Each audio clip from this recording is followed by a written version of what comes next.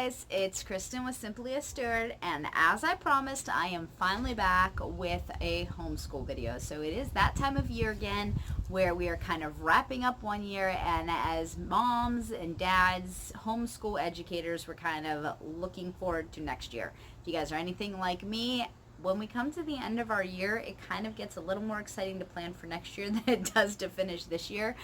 So I've been working really hard at picking out our next year's curriculum. But before I got too far into all of that, I wanted to make sure that I shared with you guys some of the things that we used this year and how they worked for us, because the number one thing that helps me choose curriculum are the people out there on YouTube, the homeschool YouTube community, because they share their journey, they share the materials that they use, and if they worked and why they like them, or if they didn't work. I think that's just as important, and why they didn't work, because though they may not work for one student, they may work for another, and I think it's really important that we can learn from each other. So today I am here to share with you guys what my 5th grader used this year. So the first thing, in no particular order, I just brought out her stack of books, and hopefully the wind won't be too loud. We'll see. The first thing we did this year was Abeka Science. So Abeka Science was new to us. We have never used it previously, and my daughter said to me last year she really didn't like doing the science that I don't want to say she didn't like doing the science we did before, but she was interested in trying something different. She just loves to read. She gets kind of annoyed by doing long, drawn-out projects. She doesn't like to do a bunch of hands-on things. Charlotte Mason is almost the best approach for her, but not totally. So this is what we kind of agreed on, and we chose to just get a pretty standard book for her age level, and she could basically just read it at will, read it as, you know, sometimes she read more than she needed to, sometimes she read less, and then she would do some of the quizzes. So I did not test her. That was a choice that we made together because she was way more interested in reading, but we did compromise that she would use the like little quiz worksheets, and I'll share with you guys about that too. So first thing about this Abeka, there are 9 chapters, and each chapter, let me see, I'm checking. Yes, it has between like 6 to 8, so like 7 lessons. Alright, so sorry, hopefully the wind won't get too crazy, but here is the inside of the book. It is nice and colorful, as you can see. This 2-page spread is 1 lesson. And so you can see there's a bit of reading, but it's honestly not overwhelming by any means. So even if you have a student who does not care to read, this form down here is a little less reading intensive. It's more lists, and it does have all of these nice photographs around it, illustrations. And then as you can go to the next page, there is, it's kind of like a little extra, I guess you could say, reading. It pertains to the lesson, but it's not actually part of the lesson. And then it goes on to lesson 2. And that's kind of the way it works the whole way through this. So for grade level 5, she had Investigating Nature. Sorry, I'm trying to read these for you. Investigating Nature, Amazing Mammals, Let There Be Light. Let there be light. Okay. Treasure Earth, The Living Sea, Energy and Engines, Wonders of the Sky, Watching the Weather, and a variety of vertebrates. Now she did not do chapter 9, but she did work her way through the rest of this, so I'm going to show you what the lessons in the quizzes in chapter 9 look here in a moment. I did like this for her. Now we are choosing not to do this for next year. We are choosing something different. And it's not because that there was anything wrong with this. It worked great for this year. We just want to try something different. But we really enjoyed that it covered several topics. Last year, if you've watched my homeschool reviews, we did Apologia, which means that the topic was on one specific topic. We had done zoology, and it was on that topic all year long. So this was a little more well-rounded, I guess you could say. It hit different points, which I like the option for her to just be knowledgeable in those to a certain degree, even if it's not something that truly interests her, just to have the common knowledge of some of those things like energy and weather and things. We were also going to add in unit studies. That was very successful for us last year in science, and so that our intention was to do unit studies this year with this as well. Um, we started out very strong. We did a nice large weather study before Thanksgiving, from the beginning of the year through Thanksgiving, on weather. We touched on all the different things like tornadoes and floods and hurricanes and all those types of things, very in depth on top of this science curriculum. However, after we got sick in December, and as we approach 2020, I think we all can agree that it was a little bit chaotic, and we have moved away from unit studies for the time. Whether that will come back for us in the new school year, I have not yet decided. I know Abeka will not be coming back with us, but again, that's not because I have an issue with it. So here's just an example of the worksheets. They're very short, most of them. They're not difficult, so you can see why a student who doesn't like a huge like projects and worksheets and tests and things would maybe not mind these as much. This is one of the lengthier ones, but even at that, it was, this one says list 3 groups of fish. This is all a matching section, and there's just 2 short answers. So again, this was from the chapter she did not do. She worked pretty in depth on animals last year, and little teaser, I'm not telling you much yet, but she will be working on animals again next year, and so I didn't make her do chapter 9. It was just something we agreed upon. Towards the end of the year, she read some different books instead. So that was our science. She, for geography, was mainly doing daily geography by Evan Moore. This was an addition this year. Last year we didn't really do geography. It kind of worked in with our history for Story of the World, but we decided to add this in this year, and she really loved this.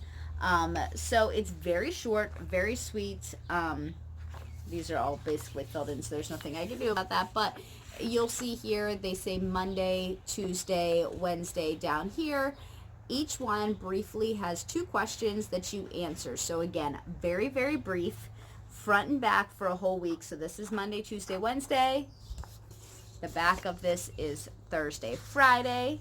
And then there's a little like challenge section for them to do as well. Each page here corresponds to a page in the back that has a map on it. So they're working with not only geography itself, but just with understanding and working with maps. So I really did enjoy this.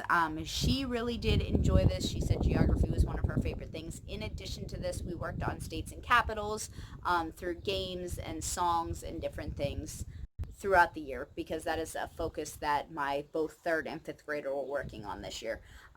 I would definitely, as a mother, use this again.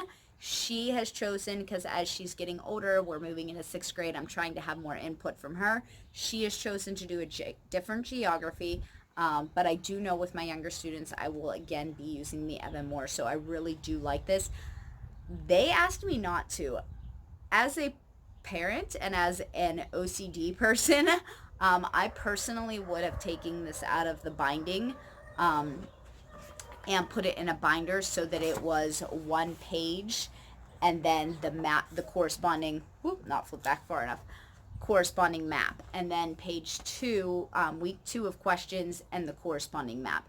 That's how I personally would have preferred to do it. Because it was only my 5th and 3rd grader doing it this year and they asked me not to, I left it as was. But I think for my 2nd grader next year, I might do that. This is the write-in version, so it is very inexpensive. That's one of my favorite things about Evan Moore. I believe this was about $7, maybe $8. You can get, if you have multiple students, you can get the copy, like the teacher's edition, where you're able to make copies of it. So that's always an option as well. So I will try and link all these things down below for you. But as I'm saying that, I'm thinking I am an Evan Moore affiliate, so I do want to put that disclaimer out there some people that does bother them, the link down below will be an affiliate link for anything Evan Moore. So if that does bother you, go check it out on their website. You're welcome to do that as well. Started out with this for our first book. Well, we did these all simultaneously, but this is what I'm sharing with you first. I apologize. It's Vocabulary for the Gifted Student, and it's by Flash Kids. So I have never seen this book before. We found it at, I believe it was Half Price Books over the summer. And while my oldest student, struggles some with writing, and I don't mean like handwriting, but actually formulating paragraphs and such, she has a very good vocabulary. And so I wanted to focus on that as a strength and really foster that for her because she really enjoys it. And so when I found this, I thought it would be something neat to add in. We were taking it a little lighter on spelling this year, which she does struggle with, so that we could focus on writing. And so I thought this would be a good addition to just add in so that she was getting that little extra work. I'm so excited to use this next year. So trying to see if there's anything towards the end she didn't do. We finished most of our books completely. Okay, so here is it gives you an example. This is page 1, page 2. And this first one, it says, for each word, write the prefix, suffix, and root words on the line. This one says, circle the word in each group that is different from the rest. Then you can write a brief description of what the other words have in common. So just to give you an idea, the words on the first part here, just to give you a couple of them, are abominable, loathsome, ambush, and atrocious. And so those will give you guys an idea of some of the words that they are working with. On this next page here, you can see that they have the prefix, suffix, and root word. And some of these words are a little bit different. And over here then we're working with similes and figurative language. And as we go, we will work, I believe it's about 2 weeks. It's the challenges of filming outside, I guess. I believe it's about 2 weeks at a time. She was working on a section. It looks about 8 lessons, maybe. So not quite 2 weeks. And then they would have a go over it section where they would have a multiple choice for the words that they worked on. So some of these words were very simple for her. Things like awkward. I'm trying to think some of the other words just off the top of my head. Foreign, regret. Those were all words that were already in her vocabulary, but there were definitely words that challenged her in here, and so I really enjoyed that. For her, I have been allowing her to use the computer and the internet a little bit more. We have one Chromebook that my students are all allowed to use for school purposes only in a common area. So that is our choice of how we use electronics mostly in this house. And so she was able to look up any word she was unsure of and look it up on the internet and find the definitions. We do have a dictionary that she would use from time to time, but she was really struggling. The writing is very tiny. So we have a very big college thick dictionary, so that's something I'm going to have to look for next year. The writing was very tiny, and she was struggling to actually differentiate the word, like where the bold-faced words were. So that's how we chose to do some of it this year to make it a little less frustrating for her. And it made it a little bit more enjoyable. She liked vocabulary a lot more to be able to practice her typing by typing in the word and by coming up with it. So she does know how to use the dictionary. She uses it appropriately on a regular basis. But it was a nice, just a little switch up for her that she really enjoyed. We loved this. I can only find it at Flash Kids. I was waiting for my half-price books to open up. I saw this there before. I saw it there actually like maybe around January or so in the 6th grade level. However, I don't know if it still is there, and it has been closed down for quite a long time. So I'm going to go check it out soon and find out if they still have it. If not, I'm going to go ahead and order off their site. But I did not find this on any of the normal sites. So like Rainbow Resources or Christian book distributors, any of that, I could not find this. So this was a really cool find, something that I just happened to come across, and I don't think that we'll do sixth grade without it. Now, I don't know if it is an option for the grade levels above. I did see, like, I think third and fourth, like the younger elementary ages, but I don't know if they had older ages. So the next thing we did was the bulk of our language arts curriculum, and it was Master Books, Language Lessons for a Living Education. So first off, I want to say, way to go, Master Books. I really, as a parent, really love you. So this is something we decided to switch up this year. Last year we did, I'm trying to think, Winning with Writing, and we did a different grammar program, and we just did a bunch of different things. And this streamlined everything. And it made less books for my student to do, which meant that they were more willing to do schoolwork. So, this, and I'll share with you, we did Master Books Math in a minute, that this was the first year of school my fifth grader did not cry about doing school at all. And I really truly believe that it's because we did Master Books. It made a huge difference. So we did do this. I'll share with you kind of the brief day schedule that's on the back here, and it says day 1 is a focus on a short story, special feature, picture study, poem, or proverb. So sometimes it was something that was a short story, an oral narration they had to read out loud to you. It was a picture study that had a picture and they had to discuss it with you. There was a poem, different types of things. Day 2 and 3 focused on grammar rules, effective, using them effectively, and strengthening your writing skills. Now, for my fifth grader who already struggles for writing skills, I did not feel that this was comprehensive enough for her. For grammar, where she does not struggle nearly as much, I felt this was fine.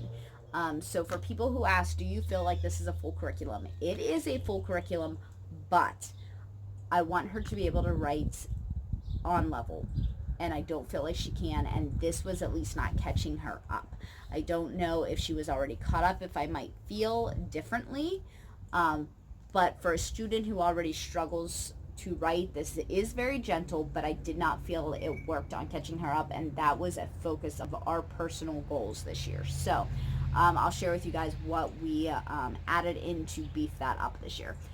So that is day 2 and 3. Day 4, which is my favorite part of this book perhaps, is the fact that it was a short biblical account with narration, sketching, and verse memorization.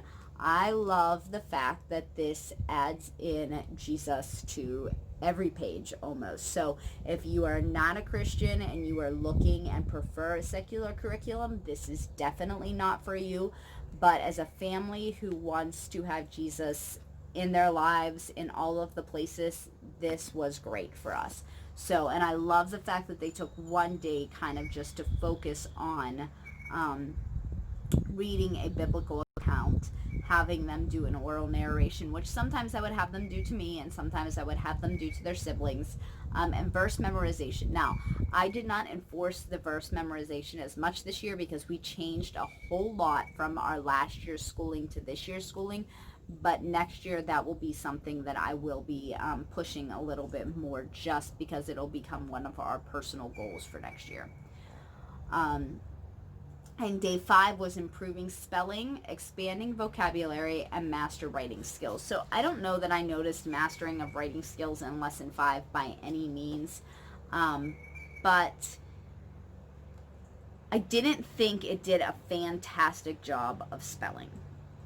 That's just my opinion. We will be going back to a solid spelling program of some sort next year, but it was not a focus point for my fifth grader either. We lay out kind of goals of where I want my student to improve every year, and this year, while I know she's struggling with spelling, she's also struggling with writing. and I wanted her to be more confident in her writing skills, and so I didn't want to try and push too much at the same time. So this was a very gentle, nice, easy approach, and she actually said to me that she would like to try what her sister was doing for spelling this year, her younger sister. So sometimes that is the win in itself. She really did not like spelling the year before. She despised it. She cried about it. And so letting her do this gentler approach, she asked to do what her sister was doing. So we will be continuing with this. It will not be just our sole curriculum for spelling, and it will not continue to be our sole curriculum for writing. So what we did use in addition to that for our writing is Evan Moore.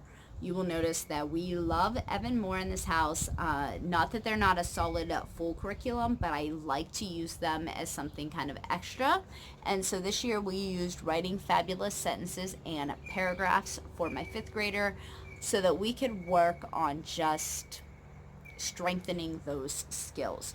So this is what a teacher's book looks like. I know I shared with you guys what the student, like just writing in book looks like, and this one itself is the teacher guide where we're able to make copies of it.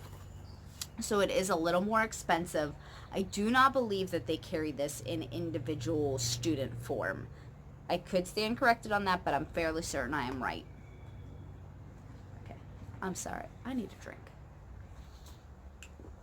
Lots of talking. So in the table of contents, it shows you that it works with sentences, paragraphs forms, and then organizing paragraphs. And so these are just very simple worksheets. So here's working with things like complex sentences. And what it does is it gives you two very simple sentences. The garden failed. The ground was too dry. And it wants you to work on putting them together with words because, while, before, and after. And so just to get them used to how to make it. Over here, it does talk about sentence rules and complex sentences, and it discusses how to do those types of things. And then this page would be the page they do. So I took this and I made copies of it. I put it in a binder. I did use this sheet, so it was self-explanatory to her. She was able to read this all on her own and complete her assignment. I checked each assignment. She did not touch these pages, and so I will be able to reuse these for her siblings in the future if I choose, and just make copies of the other pages, which is really nice. I just put them in page protectors, and it kept them from being destroyed. And so you can see each page. This is working on clauses, and then there is a corresponding page over on this side for her to actually fill in working on clauses. So they're not super complex pages. They were pretty light on top of having to do the vocabulary and the language arts. I asked her if it was too much. She did not feel it was too much. We had tried to add, when she finished this book, because she finished it a little bit earlier, we tried to add another book, and I'm not sure if I shared it in my beginning of the school curriculum. It was called Editor-in-Chief, where they worked on editing paragraphs. That one she felt like was too much, but this book itself she did not. So we will, if I can find something, we will continue working with Evan Moore to beef up her writing program. I have not decided exactly what we're doing yet. But I will definitely stick with Evan Moore. I really enjoyed doing that. She really enjoyed doing it. And for somebody who didn't like to write, she never complained an ounce about that. That is for like 4 to 6 grade. They do have, I think, a sentence one for 1st through 3rd grade. I believe that's what it's called, like writing better sentences or something to that effect. So that is what my 5th grader used for her, those 3 for her language arts types of books this year. Then we used master books for math as well. So if you have seen my videos before, you will know that I am a fan of Horizons. We really do enjoy Horizons in our house, but Horizons was simply too overwhelming for my 5th grader. She has used it in the past, and we've kind of pushed through and used it because I really like the program. I really like how it's set up. I feel my other students learn really well from it, but as a homeschool mom, we all know that our students don't all learn the same, and that's one of the reasons that we've chosen to homeschool, because we realize that shaking from the wind. We realize that students learn differently, and that not just goes for being in a public school, but that goes for being in your own homeschool as well. So while I love Horizons, while my other students love Horizons, my fifth grader does not love Horizons, and it just did not work for her. And when you have something that doesn't work for you, you're not learning well. So we did try the master's books, and she loved it. She did not cry about doing math one time this year. If there was a subject that she has cried about in the past more than any other, it has been math. So if you have a student who struggles with math and they need maybe a gentler approach, this is absolutely a place that I would look and try out. So the pages are very short. I can't even show you anything that she didn't do, so I'll just pick out a few things that she did do, because she did math this year with no problem. So this is just one of her last pages. They do have copy work that is famous for master books, and then they have short lessons. So some pages have more actual problems, and others have less. These were word problems. You can see there's quite a bit of work there. The top half of the page, though, is all an illustration that was like a menu board.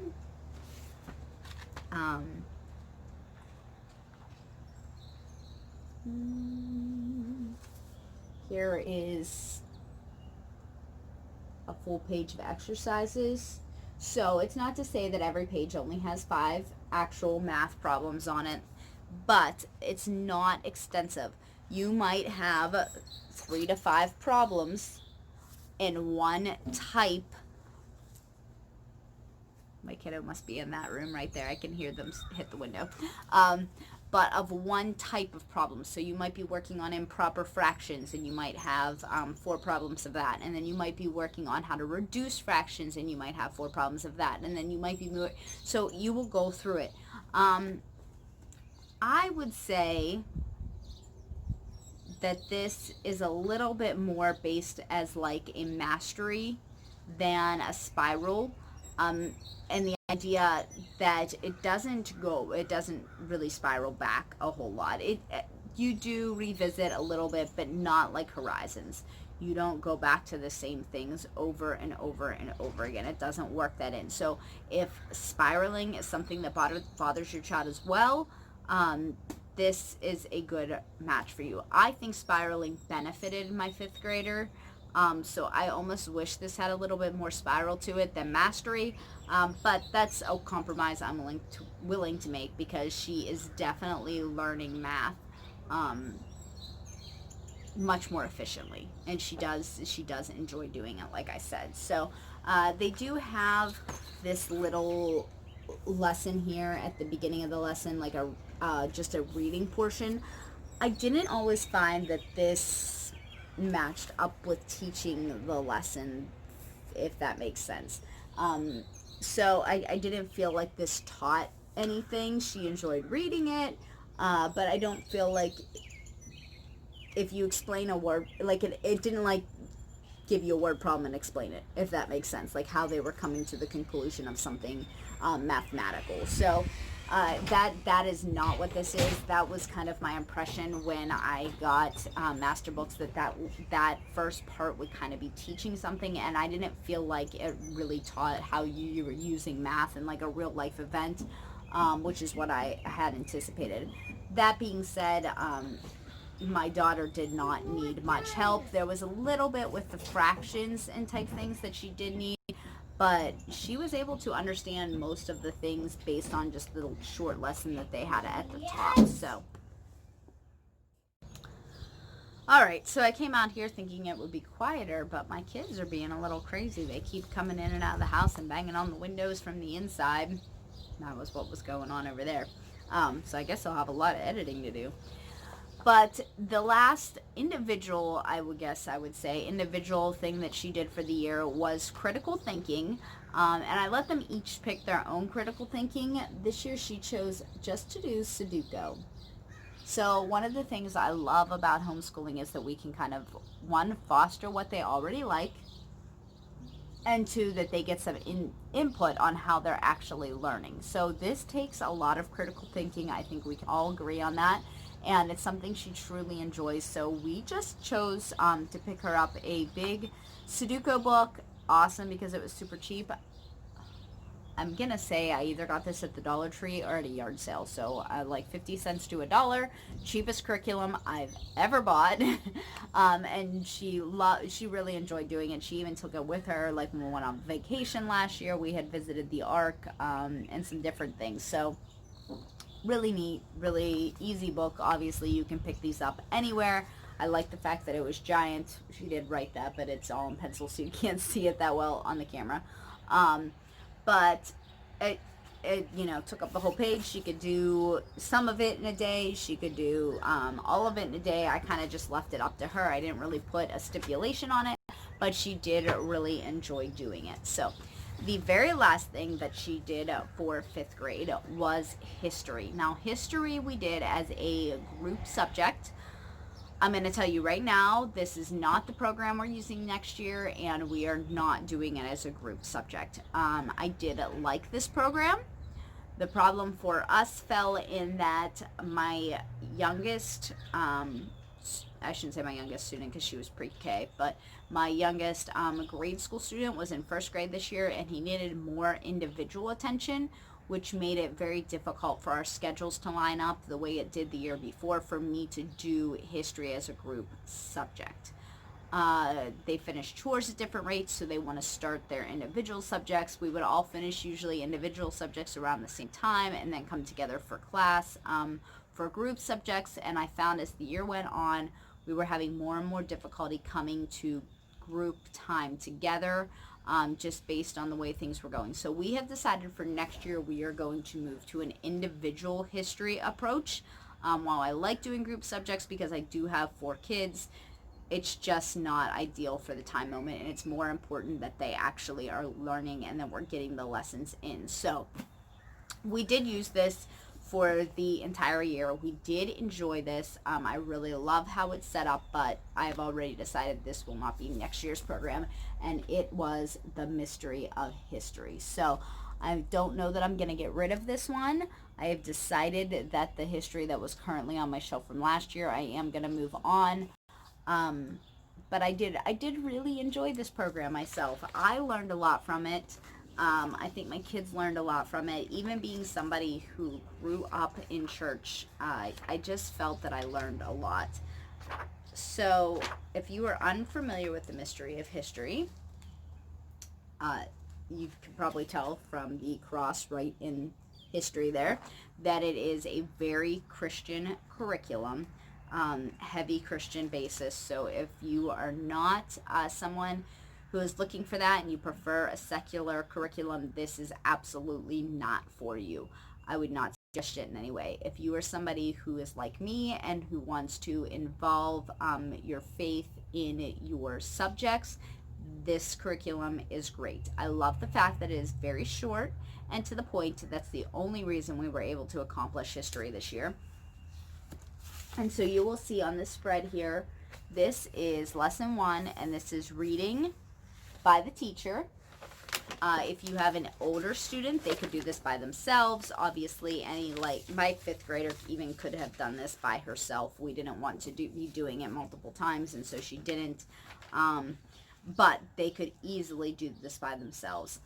And then on the bottom half right here, you can see there are suggested activities. So this is like a student and teacher book in one, depending on how old your student is. It has activities for younger and middle students. So like the very younger, under maybe like 3rd grade, and then or 4th grade, and then like that 5th through maybe 7th, 8th grade, and then also older students. So if your student is using this in high school, so there are suggested activities the whole way through this. In the appendix in the back, let's see if I can find it. There are I can't find the appendix. Here we go. There are some activities that can be printed. Not every lesson has a printable activity, if that makes sense. So I did go through and find some of my own personal activities.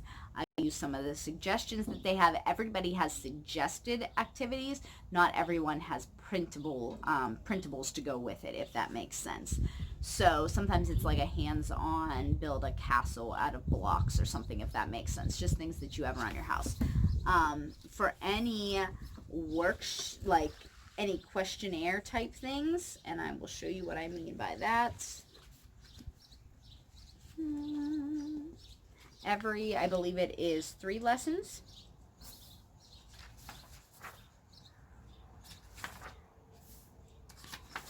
Nope.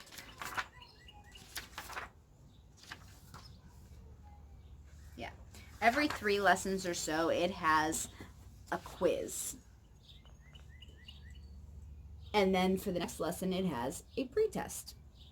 Okay, for the first one, or at least in my book, I got it used, so maybe it was wrong. For the first 3 lessons, there was no pretest, there was no quiz. But after that, you can see this is the week 2 quiz and the pretest 3. I printed one or the other, and at the end of the 3 lessons, they would do the worksheet. Sometimes I felt the quiz was a better match. Sometimes I felt like the quiz was not a great match and the pretest was better. And so I didn't choose the quiz every time or the pretest every time, but I did print one or the other. And we would do history 3 days a week. Then we would read 3 lessons. We would sometimes do an activity, sometimes not do a corresponding activity. And then on our 4th day, Thursday, they would do the worksheet. On Friday, we just chose not to do any history. We do more of a fun Friday where we have hands-on type things, whether they be a learning skill with their dad has actually been home through some of this chaos of COVID that's been going on. And so we've been doing things like learning how to knot tie, and we are learning on foraging and going hiking and just different things. Sometimes we did game schooling on Fridays, different things. So this worked really well for us. We did 3 days, Monday, Tuesday, Wednesday, for reading the lesson, doing an activity, and then on Thursday they were able to do the worksheet. If they chose to do the worksheet on Wednesday, I have one student who really loves to do her schoolwork. She would do her worksheet on Wednesday when she was done reading the final lesson, and then she just didn't do history on Thursday, and I am fine with that. So, like I said, I really enjoyed this curriculum. I would do it again in a heartbeat, but it just does not seem to fit for us to do a but a group subject right now. I will have in the upcoming year a kindergartner, 2nd grader, 4th grader, and 6th grader, and my 4th and my 6th grader will be working at a much different pace than my kindergarten and 2nd grader, and they get very discouraged if they have to finish their work, go do free time, and then come back to do group subjects. There's no wrong or right to that. It's just what does or does not work for your family, and that does not work really well for us. So we'll be choosing to use something else, but I would absolutely suggest this. What I forgot I wanted to mention was there is an answer key in the back. So if you do print those worksheets out, you can go ahead and have the answer key. Some people choose to do the timeline with this. We did not. Just wasn't our thing. You can easily print the timeline characters that go with it. We just didn't do that. It just wasn't our thing to do it. I did order the timeline book, I believe by Master Books, and we kind of pulled that out sometimes and looked at it, but we just chose not to do timeline. So, but that is everything that my 5th grader used this year. She is now 6th grade because she has finished her 5th grade year. And so that's everything that my 5th grader did use this year. We are looking forward to 6th grade. Some of this curriculum will be the same, some of it will not.